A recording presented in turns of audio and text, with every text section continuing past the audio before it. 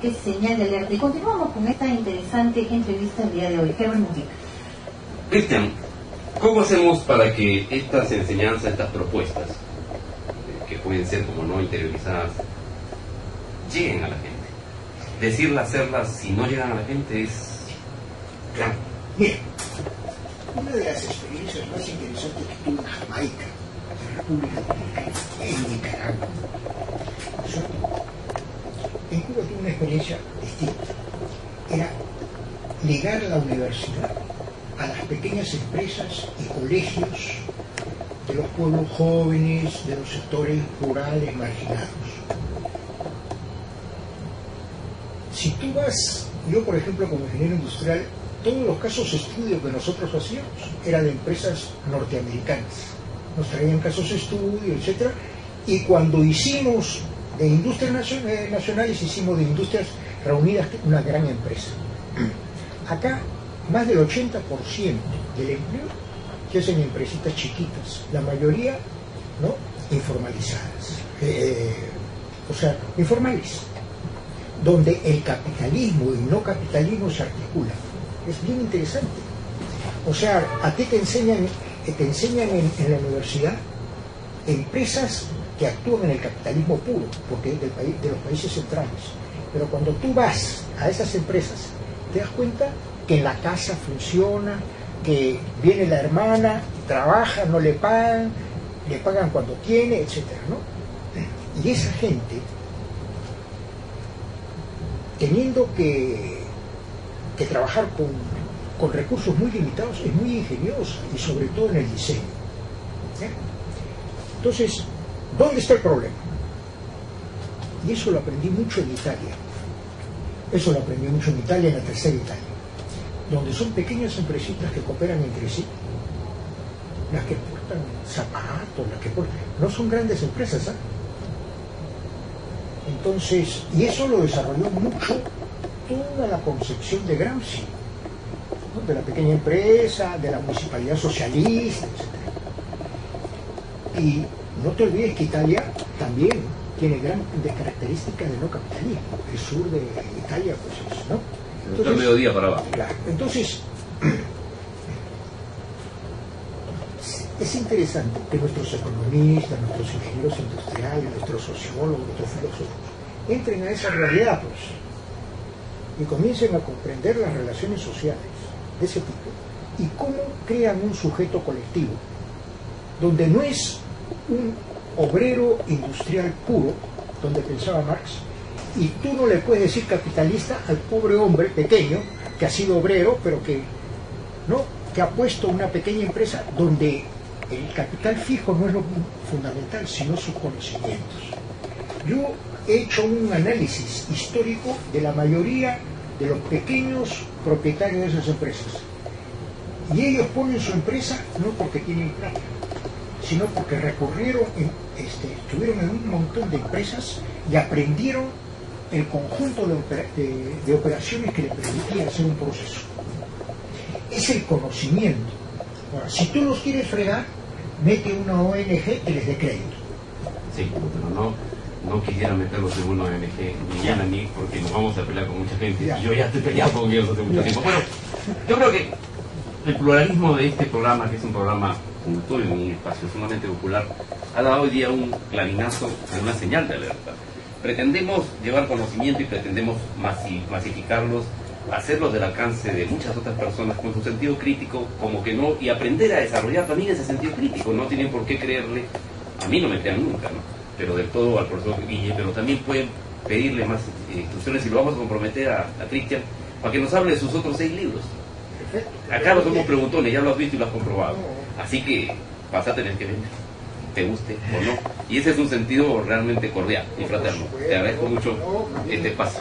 Más bien les agradezco a ustedes por ser pluralistas y abiertos, ¿no? Sin duda alguna. Muchas gracias, Cristian. Muchas gracias. Así es, y gracias también por el aporte, ¿no? Y sobre todo que se quedan todavía muchas preguntas sobre el tapete, en el aire, pero próximamente las vamos a ir absorbiendo. Gracias por haber estado aquí en Radio Moderna. Continuamos con más.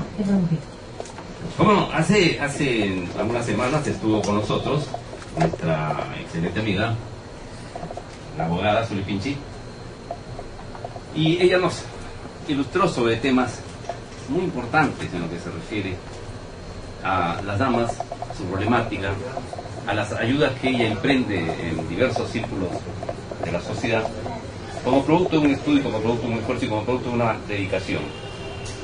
Hace unos días, Zully, bienvenida, estuvo en cámaras, se dio un escenario por el cual una señora estaba denunciando que su hijo drogadicto la había tanteado por enésima vez.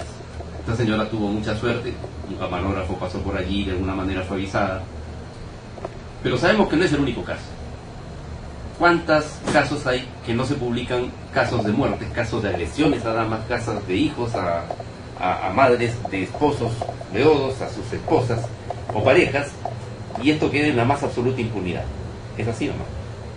Por supuesto que sí, Herbert. Todos los días vemos ese tipo de casos y sobre todo el silencio de las personas, ¿no? Por temor, por qué podría decir la familia, el entorno, ya sea de los niños o de los mismos padres. Entonces, sí es una problemática que debe de ser en su rango estudiada, analizada. Por supuesto que sí, porque de alguna manera eso va a influir mucho en el buen desarrollo de la familia y en consecuencia de las personas. ¿Cómo rompemos esos grilletes, no? Porque si hay miedo a contar que ha sido el esposo, ha sido el amante, ha sido el querido o ha sido la querida, etcétera, la que produjo la agresión, y agresiones muchas veces con consecuencias fatales, ¿no? O pérdida de órganos o cosas muy, muy denotables. ¿Cómo hacemos o cómo empezamos? Creo yo que podríamos, de repente, merced a tus conocimientos, empezar una orientación mínima de cómo hacer y qué hacer en caso de que esto ocurriera. Nadie está libre de estas circunstancias. ¿Qué propones? Bueno, lo más saludable, ¿no? Para todos y sobre todo para el afectado, para la víctima, es definitivamente ir por los dos caminos. El primero, la resolución del conflicto a través de una terapia psicológica, que es importante, y la segunda es hacer valer nuestro derecho que ha sido vulnerado, ¿no? Atropellado. Entonces tendría que ir de la mano con un tema afrontando la situación legal y por supuesto a través de una denuncia y por supuesto también el tema psicoterapéutico, que no se debe dejar de lado. Muy bien, precisamente a eso quería llegar.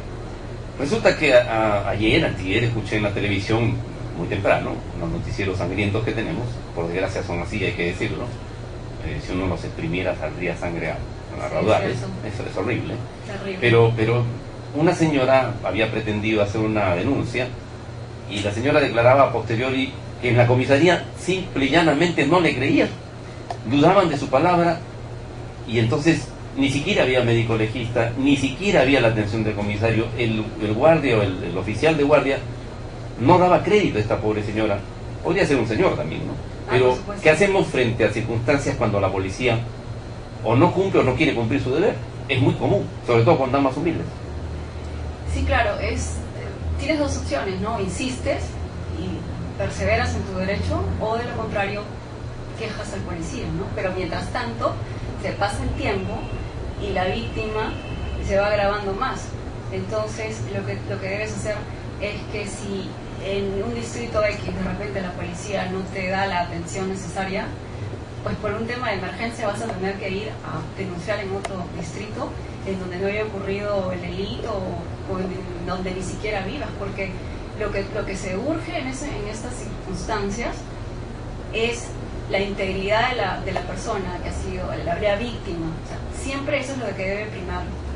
Entonces, si no te hacen caso en una comisaría, tienes muchas más donde puedes ir a reclamar y obviamente hacerle conocer al policía de que tú sabes cuál es tu derecho, porque si ellos ven que tienes algún tipo de ignorancia, entonces no te van a hacer caso, porque siempre hay incredulidad. Todos los días lo vemos, ¿no? No solamente en las mujeres, sino cuando un niño denuncia o no sé, llámese adolescente, señor, adulto, de cualquier edad, siempre va a haber incredulidad de parte de la policía y uno tiene que, si tienes pruebas, va a ser mucho mejor, pero si no las tuvieras, debería de bastar con tu solo dicho.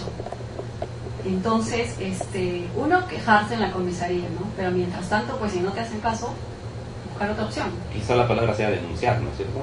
No, de hecho tienes que denunciar. Ahora, ¿qué pasa cuando se practican estas relaciones que hay que llamarlas por su nombre, machistas, el hospital, el policía, el oficial, ve a una dama muy humilde, quizá golpeada, que ni siquiera puede expresarse del todo en castellano, y no le da crédito.